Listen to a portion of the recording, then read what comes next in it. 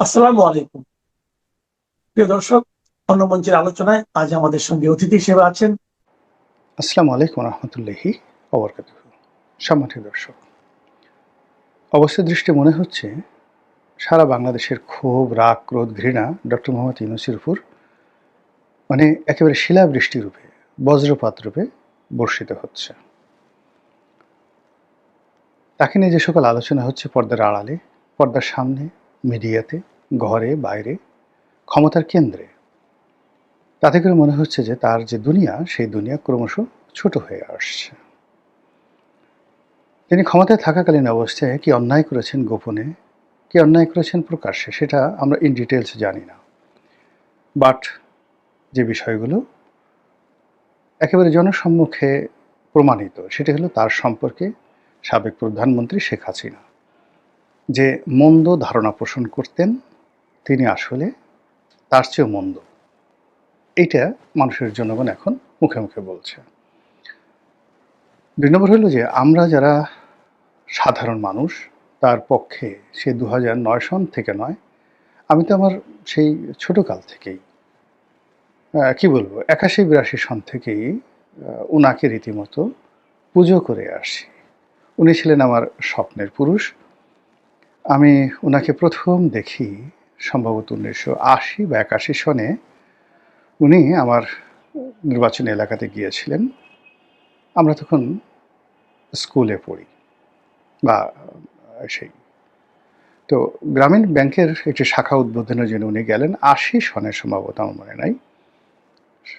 কিন্তু ওই স্মৃতিটা আমার মনে আছে এবং সেটা নিয়ে আমি একটা অসাধারণ একটা লেখা লিখেছিলাম।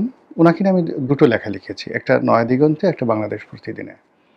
তো এই দুটো লেখা পড়ার পরেই উনি আমাকে টেলিফোন করে ধন্যবাদ জানিয়েছিলেন এবং বলছেন যে, রনি, আপনি আমার সম্পর্কে যা লিখেছেন আমি নিজেও এরকমভাবে লিখতে পারতাম না, এবং আপনি আমাকে যেভাবে ফুটিয়ে তুলেছেন, আমার গ্রামীণ ব্যাংক, আমার ডক্টরেট ডিগ্রি, আমার সব কিছু, আমার কাছে মনে হচ্ছে যে আসলে আমি এইরকমই, এভাবে ফুটিয়ে তুলেছেন। এবং উনি এই বইগুলো আবার কম্পাইল করেছেন। এই লেখাগুলো আমাদের যারা বিভিন্ন সময় ওনার লেখা বা ওনার সম্পর্কে যত লেখা আছে, সেই লেখাগুলো কম্পাইল করেছেন। কম্পাইল করে ওর মধ্যে আবার একেবারে শীর্ষ জায়গাতে আমার ওই লেখাগুলো উনি ছাপিয়েছেন। ছাপিয়ে আবার ওই বই আবার আমার কাছে তিনি পাঠিয়ে দিয়েছেন।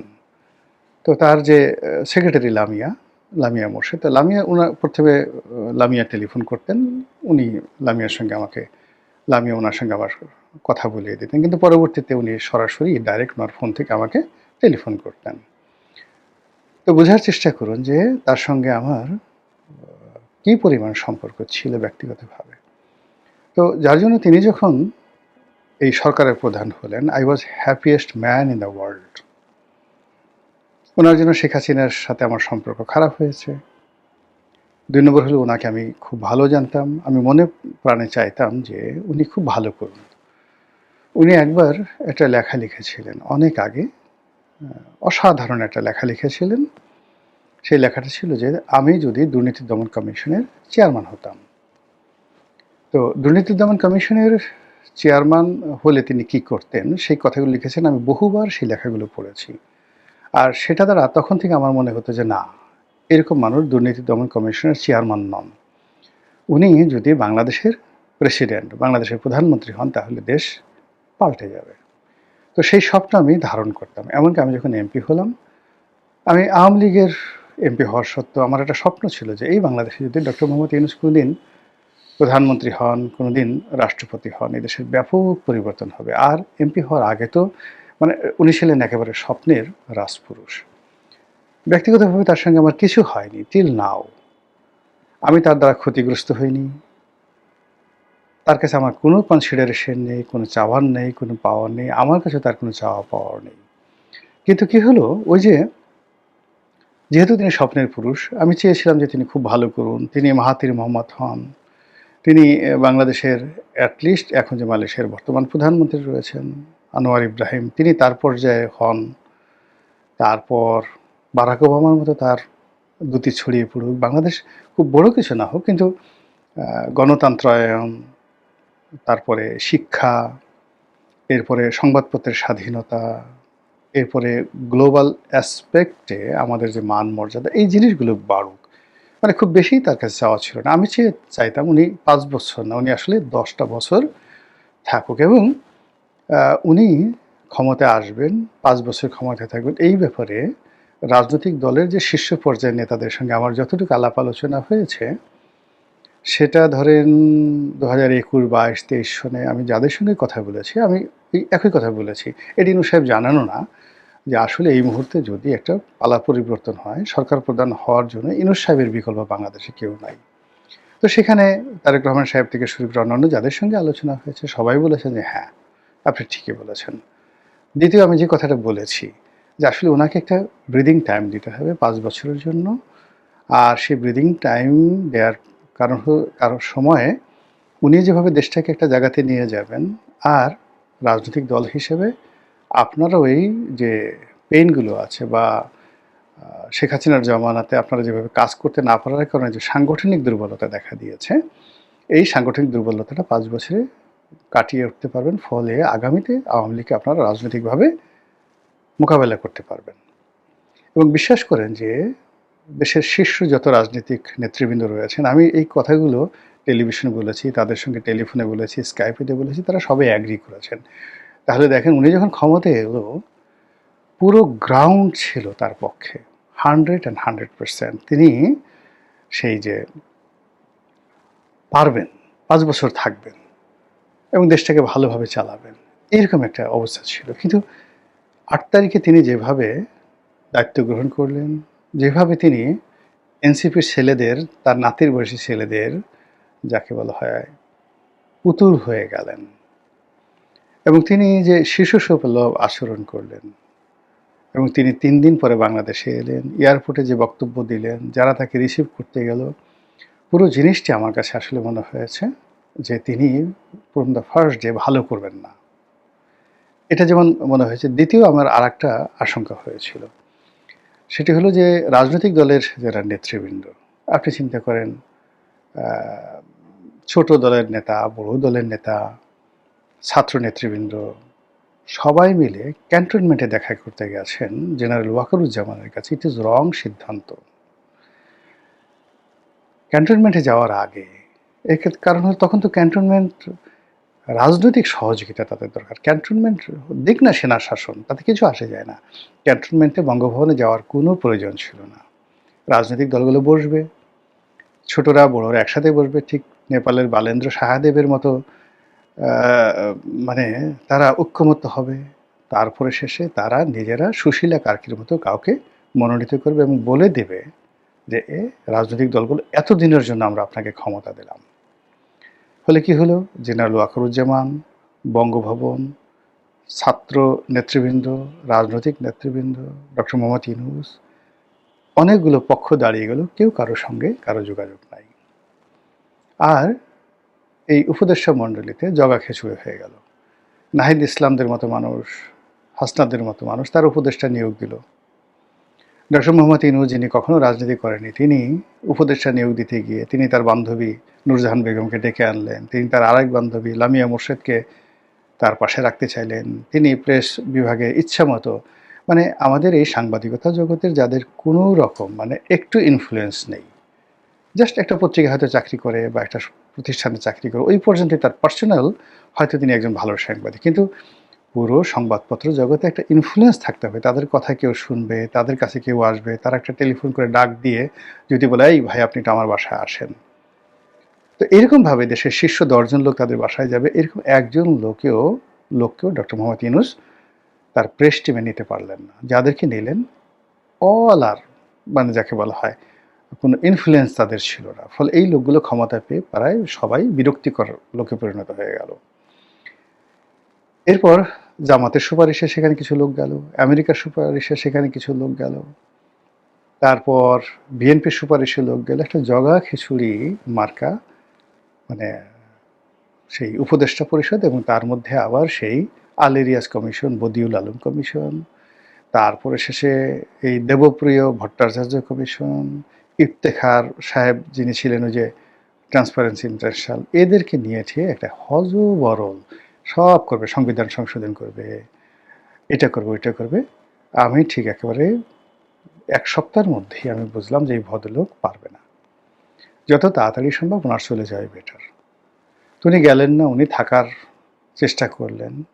আর উনার যে সমস্যাগুলো যেগুলো ছিল, ধরুন উনার মামলা ছিল, মোকদ্দমা ছিল, এগুলো যদি উনি সরিয়ে নিতেন, এগুলো আমরা কিছু মাইন্ড করতাম না। এগুলো স্বাভাবিক ব্যাপার। কিন্তু অর্থনৈতিক যে বিষয়গুলো তিনি করেছেন, ফাইন্যান্সিয়াল যে বিষয়গুলো করেছেন, একটা বিশ্ববিদ্যালয় নিয়েছেন, একটা ম্যানপাওয়ারের লাইসেন্স নিয়েছেন, গ্রামীণ ফোনের যে টাকাগুলো, যে ডিভিডেন্ডগুলো, অর্থাৎ গ্রামীণ ফোন যেখানে তারা শেয়ার হোল্ডারদেরকে ডিভিডেন্ড দিতে পারছে না, যেখানে তাদের ১২০০ কোটি টাকা ডক্টর মোহাম্মদ ইউনূসকে তারা দেবে, এই টাকা তাদের ছিল না, সেই টাকাগুলো তিনি তার অ্যাকাউন্টে নিয়ে নিয়েছেন। গ্রামীণ ফোনকে তিনি অনুমতি দিয়েছেন, তোমরা এখন রেমিটেন্স করতে পারো, বিদেশে টাকা পাচার করতে পারো বা পাঠাতে পারো, ইত্যাদি ইত্যাদি অনেকগুলো ঘটনা আসলে কবিরা গুনাহ হয়ে গেছে।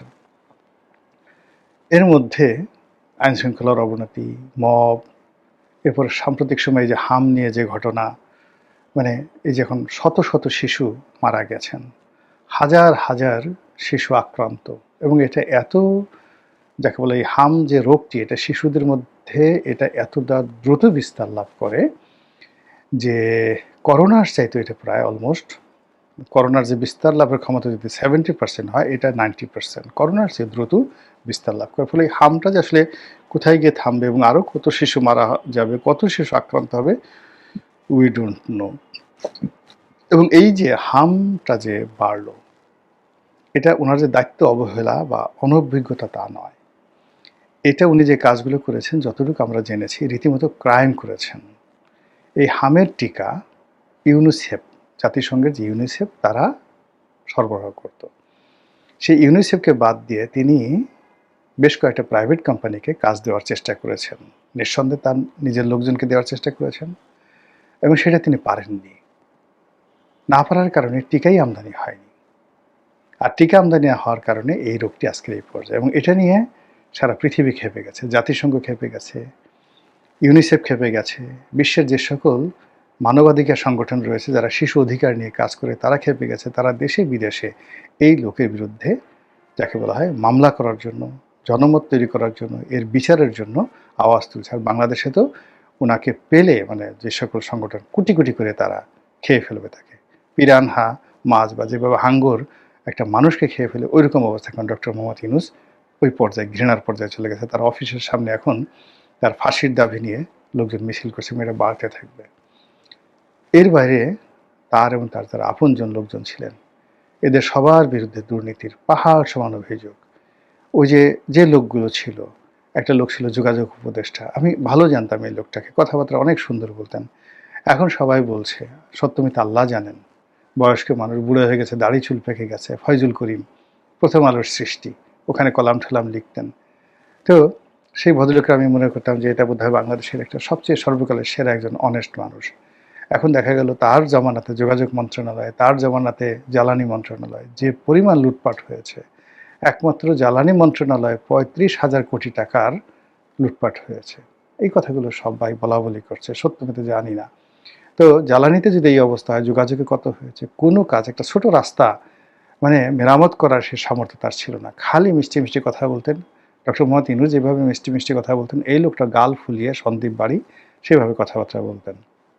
কিন্তু কোনো একটা পত্রপত্রিকা দেখে একটা রাস্তা উনি গিয়ে মেরামত করিয়েছেন এই 18 মাসে, এই ঘটনা ঘটেনি, কোনো ঘটনা ঘটেনি।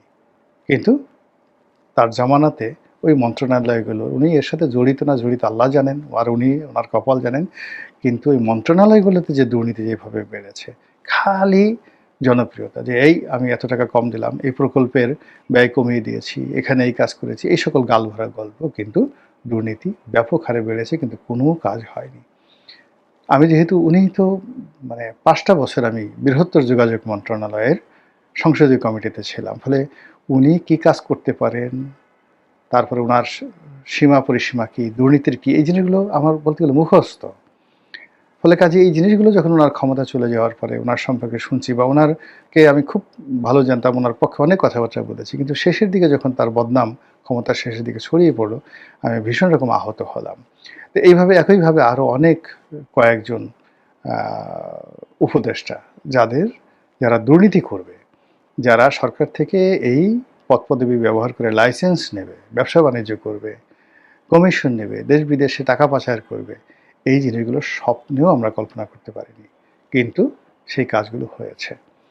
এবং সেই কাজগুলো হওয়ার পরে তারা আবার এই তারেক রহমান সাহেবের জমানাতে আবার সংগঠিত হচ্ছে। সবচেয়ে ভয়ঙ্কর ব্যাপার হলো যে ওই যে ডিপ স্টেট পলিসি, তারা প্রথম মাসখানেক তারা চুপচাপ ছিল, এখন তারা আবার দৌড়াদৌড়ি করছে, আবার কথা বলছে, আবার তৎপরতা বাড়িয়েছে। ফলে কি হলো, সরকার এবং এই ইনুস বাহিনী, তার সঙ্গে সঙ্গে তার মব বাহিনী, তার সঙ্গে সঙ্গে তাদের ডিপ স্টেট বাহিনী, তারা সব একেবারে প্রতিটা পক্ষ দাঁড়িয়ে গেছে। দাঁড়িয়ে গেছে আন্ডারওয়ার্ল্ড, দাঁড়িয়ে গেছে সেই জঙ্গিবাদ, এবং সরকারের যে সকল হঠাৎ বন্ধু তৈরি হয়েছিল সেই বন্ধুরাও সরকারের পেছন থেকে ছড়িয়ে পড়েছে। ফলে আমরা আবার একটা মাতছান ন্যায় একটা অবস্থার মধ্যে পড়ে গেছি, যেখানে কোনো সেন্ট্রাল কমান্ড নেই কোনো কিছুর। এবং সেই কমান্ডের মধ্যে ডক্টর মোহাম্মদ ইউনূস, তিনি আবার পড়ে গেছেন, তার লোকজন পড়ে গেছেন। ফলে এত ঘৃণা, এত ক্রোধ, এত বিশৃঙ্খলা, এত অস্থিরতা, সেই অস্থিরতার মধ্যে যে কখন কি হয়ে যায় এটা আমরা বলতে পারছি না। মহান আল্লাহ আমাদের সবাইকে হেদায়েত দান করুন, হেফাজত করুন। আসসালামু আলাইকুম ওয়া রাহমাতুল্লাহি ওয়া বারাকাতুহু।